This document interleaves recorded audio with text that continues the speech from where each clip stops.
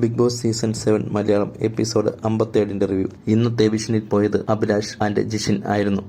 Unfair ഡിവിഷനാണ് എന്നാണ് പ്രേക്ഷകർ പറയുന്നത്. ചിലരെ പുറത്താക്കാൻ വേണ്ടി സാബുമാന് വോട്ട് കൊടുത്താണ് ജിഷിൻ പുറത്തായത്. പുറത്താക്കാൻ ആഗ്രഹിച്ച ആൾക്കാരാവട്ടെ പുറത്തായതുമില്ല. അനീഷും ആദിലയും തമ്മിലുള്ള പ്രശ്നത്തെപ്പറ്റി മോഹൻലാൽ ചോദിക്കുന്നുണ്ട് ആദിലയോട്. അനീഷ് എന്നെ ഇറിറ്റേഷൻ ചെയ്യുന്നതുകൊണ്ടാണ് ഞാൻ അങ്ങനെ ചെയ്യുന്നതെന്നും എനിക്കിഷ്ടമുള്ളവരെയാണ് ഞാൻ ചൊറിയാറുള്ളതെന്നും ആദില. അതിനെ ശരിവെച്ച് ഗ്രൂപ്പായ അനുമോളും ഷാനവാസും നൂറയും ഒക്കെ. എന്നെയും ഇതുപോലെ ചൊറിയാറുണ്ടെന്ന് അനുമോൾ. അനീഷിനോടുള്ള ഇഷ്ടം കൂടുതൽ കൊണ്ടാണ് ആദില എങ്ങനെ ചെയ്യുന്നതെന്ന് അനുമോളും.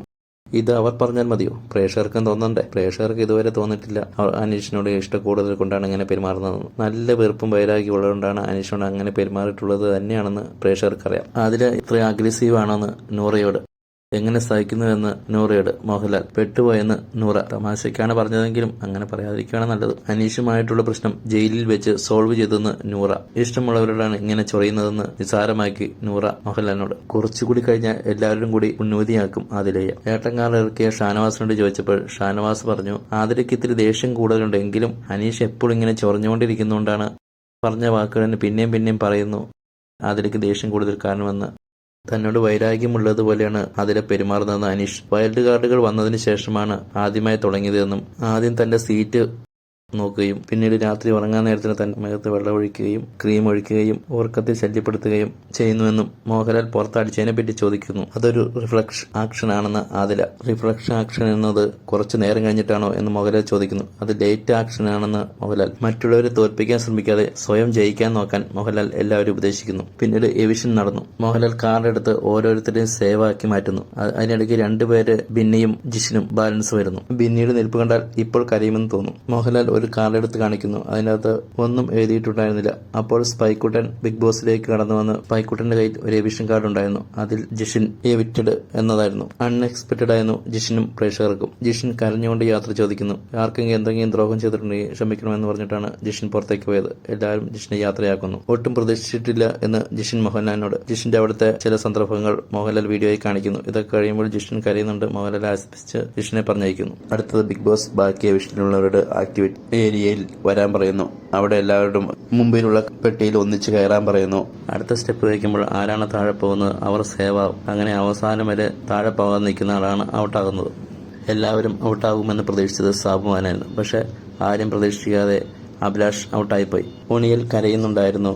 അക്ബർ ആകട്ടെ ഫെയർ അല്ല, നന്നായി ഗെയിം കളിച്ചിരുന്ന ആളാണ് അഭിലാഷ് എന്നും അഭിലാഷ് ഇപ്പോൾ പോകേണ്ട ആളല്ലെന്നും അക്ബർ. എല്ലാവരോടും യാത്ര ചോദിച്ച് മോഹൻലാലിന്റെ അടുത്തേക്ക് വന്നു അഭിലാഷ്. താൻ ഒരിക്കലും പ്രതീക്ഷിച്ചിട്ടിരുന്നില്ല എന്ന് അഭിലാഷ്. ഇതാണ് ഗെയിമെന്ന് മോഹൻലാൽ അവരോട്. അഭിലാഷ് അവിടെ കെത്തി കയറുന്നതല്ലാതെ വലിയ ഗെയിമിംഗ് ഒന്നും അഭിലാഷ് ഉണ്ടായിരുന്നില്ല. കുറെ പ്ലാനിങ് ഒക്കെ ഉണ്ട്, പക്ഷെ അതൊന്നും കാര്യമില്ലല്ലോ പ്രേക്ഷകരെ ജയിക്കാനും വോട്ട് നേടാനും. നൂറയും ആദിലയും ഒക്കെ ഉള്ളിൽ സന്തോഷിക്കുന്നുണ്ടാവും. കാരണം അവർ അഭിലാഷിനെതിരെ ഒരുപാട് ഗെയിം കളിച്ചിട്ടുണ്ടല്ലോ. അഭിലാഷിനെ പറഞ്ഞു വിടണമെന്ന് അവർ ആഗ്രഹിച്ചിരുന്നു. ഷാനവാസിന്റെയും അനീഷിന്റെയും ഫ്രണ്ട്ഷിപ്പിനെ പറ്റി മോഹൻലാൽ ചോദിക്കുന്നു. ഷാനവാസിനെ താൻ വിശ്വസിച്ചത് തെറ്റായി പോയതെന്ന് അനീഷ് ഒറ്റയ്ക്ക് ഇരുന്ന് പറഞ്ഞതിനെ പറ്റി മോഹൻലാൽ ചോദിക്കുന്നു. കോയിൻ കയ്യിൽ കിട്ടിയിട്ടും 1.5 ദിവസം കയ്യിൽ വെച്ച് തന്നെ കളിപ്പിച്ചതിലാണ് അങ്ങനെ പറഞ്ഞതെന്ന് അനീഷ്. ഒരു സുഹൃത്തിനെ സ്വീകരിക്കുമ്പോൾ അവരുടെ നല്ലതും ചീത്തയും അക്സെപ്റ്റ് ചെയ്യുകയല്ലേ വേണ്ടതെന്ന് മോഹൻലാൽ. മോഹൻലാലിന്റെ ഈ സംസാരത്തിൽ അനീഷ് കുടുങ്ങിയെന്നും അനീഷ് വീണ്ടും ഷാനവാസുമായിട്ട് ഫ്രണ്ട്ഷിപ്പ് മുന്നോട്ട് പോകുന്നുണ്ടെന്നും വൈകുന്നേരത്തെ അവരുടെ സംസാരത്തിൽ നമുക്ക് മനസ്സിലാക്കാൻ പറ്റും. ഷാനവാസിന്റേത് അനീഷിനുള്ള ഫ്രണ്ട്ഷിപ്പ് പക്ക ഗെയിമാണ്. അതുപോലെ ആദില നൂറയോടും ഉള്ള ഫ്രണ്ട്ഷിപ്പും പക്ക ഗെയിമാണ്. ആദില നൂറയും അനീഷിനെ ഒന്നിപ്പിച്ച് തന്റെ വാലേക്ക് കൊണ്ടു നടക്കാനാണ് ഷാനവാസ് ആഗ്രഹിക്കുന്നതെന്ന് തോന്നുന്നു. അനുമോൾ വീണ്ടും തന്റെ കുൽസിത പ്രവൃത്തികളിലേക്ക് മടങ്ങിയിരിക്കുന്നു. ജിസൈലിനെയും ആര്യനെ വിളിച്ച മോഹൻലാൽ ഔട്ടാക്കാണോ എന്ന് ചോദിച്ചപ്പോൾ താൻ പറഞ്ഞത് കറക്റ്റായില്ലേ എന്ന് അനുമോൾ പറയുകയുണ്ടായി. ആര്യനും ജിസയിലൊക്കെ ഉപയോഗിക്കുന്ന എക്സ്ട്രാ ബ്ലാങ്കറ്റുകൾ അഭിലാഷിന്റെയും ജിഷിന്റെയും ബ്ലാങ്കറ്റുകൾക്കൊപ്പം സ്റ്റോർ റൂമിൽ കൊണ്ടുവയ്ക്കാൻ വേണ്ടി കളികൾ കളിക്കുന്നുണ്ട് പൊണിയിലും അനുമോളും. നിന്റെ ബൈനോക്കുലർ പരിപാടി നടത്തണമെന്ന് ഷാനവാസ് അനുമോളോട്. ജിസൈലിനെതിരെയും ആര്യനെതിരെയും ഏതായാലും അനുമോൾ CID പണി തുടങ്ങാൻ ആരംഭിച്ചിട്ടുണ്ട്. അനുമോളിന്റെ ഈ ഗെയിം വിജയിക്കുമോ അതോ ജിസൈലിനും ആര്യനും പ്രേക്ഷക പ്രീതി കൂടി മുന്നോട്ട് പോകുമോ? അടുത്ത വീക്ക് ഫാമിലി വീക്കാണ്. ഇനി കളികൾ മാറുമോ? നമുക്ക് കണ്ടറിയാം. വീഡിയോ ഇഷ്ടമായെങ്കിൽ സബ്സ്ക്രൈബും ലൈക്കും ഷെയറും ചെയ്യണേ. നിങ്ങളുടെ ഇഷ്ട മത്സരാർത്ഥികളെ പറ്റി കമൻറ്റ് ചെയ്യുമോ?